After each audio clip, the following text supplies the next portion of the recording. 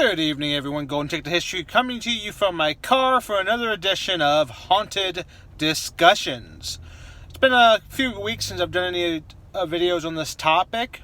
Some people have been pretty engaged on various different sites. It's definitely started some conversations, and I've enjoyed, expressing and, divulging into and dissecting and evaluating and unpacking all these different ideas about these different paranormal concepts. So I've definitely been having fun with it.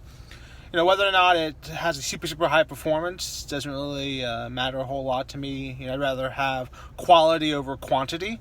So if I can have some impactful conversations with people and really just help me kind of develop and to dig deeper into my own understanding and my own development of my rationale behind the how and the why I think about certain things, then that's a win-win situation in my book.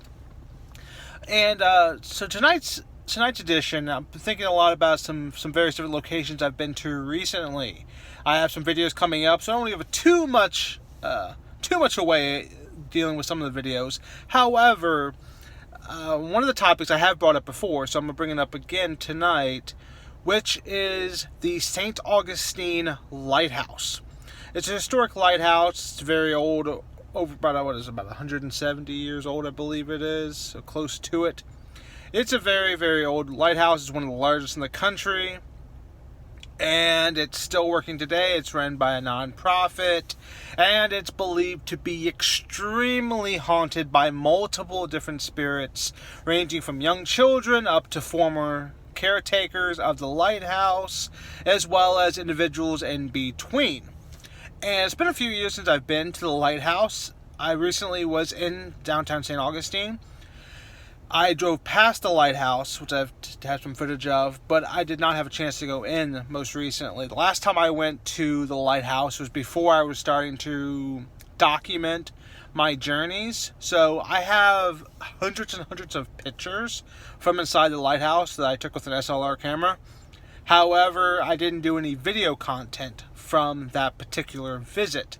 And I've been back to St. Augustine a couple times since, but not since I started recording my adventures in the form of video. And the ones I've been sharing with all of you guys and girls and everyone in between. So just thinking about the St. Augustine Lighthouse, I've only had one experience there. I've been an active member of their historical membership ever since. So I make a small contribution on an annual basis to the lighthouse to help with renovations, restoring, and to upkeep the lighthouse in its pristine state that it's currently in the hope that it can last decades, if not centuries, more into the future. So, I'm just thinking about when I was there, it was during the day. I didn't have any real direct experiences, but there definitely was moments where there's a lot of feelings. So, like, for example, those moments when I was in the lighthouse and I felt as if I was being watched when there was no one in that particular area of the lighthouse.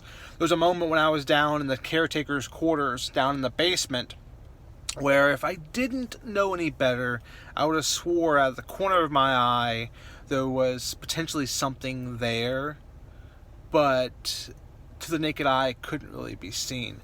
So, unfortunately, I didn't have any pictures of any phenomena. It was not like on the Ghost Hunters episode where they have the spirit hanging over the side of the staircase. I wasn't fortunate enough to have something like that.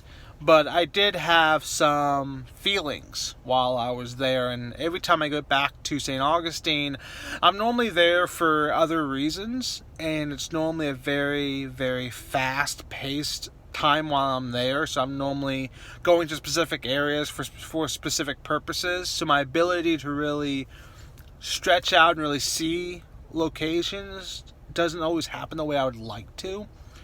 And that happened to be the case with my most recent visit to St. Augustine. I was able to drive by it, but I did not have the opportunity to go onto the property this time.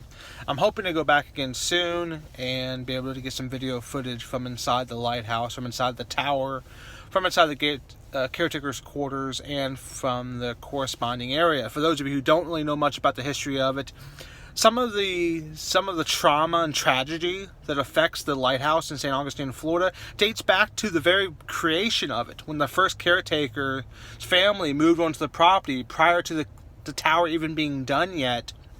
There was a tragedy. They used a cart that would bring the materials up from the waterfront, which is about, I don't know, maybe 200, 300 feet from the property where the lighthouse and the caretaker's quarters lies currently. So this cart would bring the materials up to the property. That way they wouldn't have to take and lug it by hand from the water all the way up.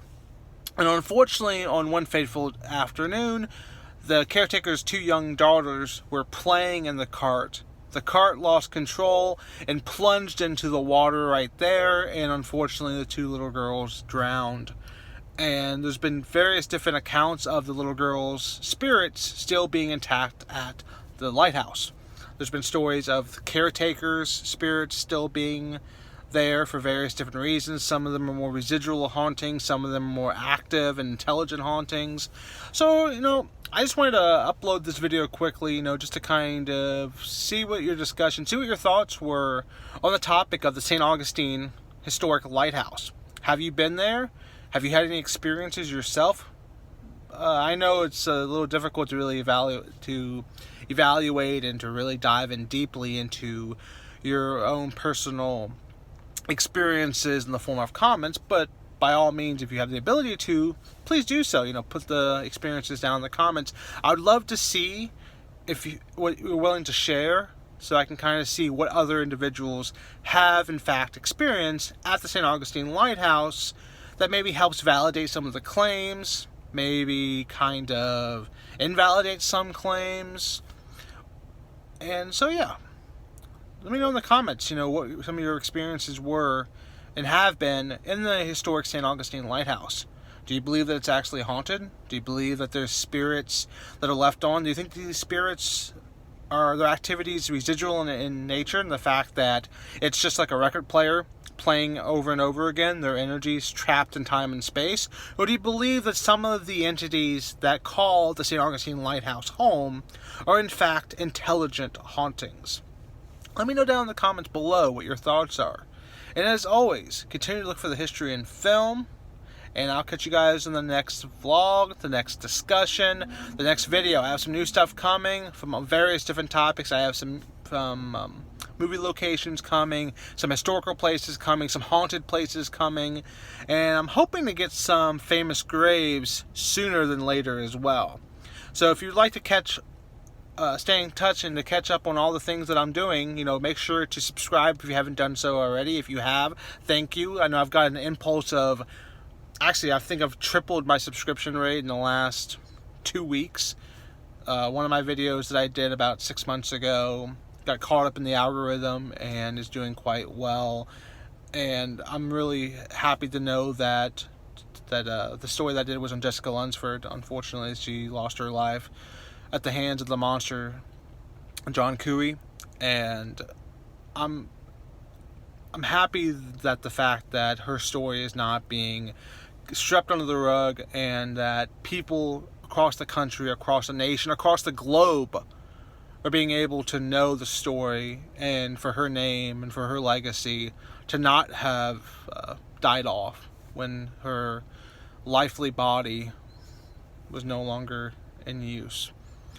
So I wish that her death would not have had to happen. However, at least something positive could come from it is that there's been various different pieces of legislation that have been passed that have made it more difficult for individuals who are facing sexual crimes, especially those involving juveniles, to make it more difficult for them to get out on good behavior, for them to get out early, as well as where they can live, how they can live, and things along those natures. So at least something positive came from this ordeal. But yeah, thank you all for all of your continued support. I appreciate it.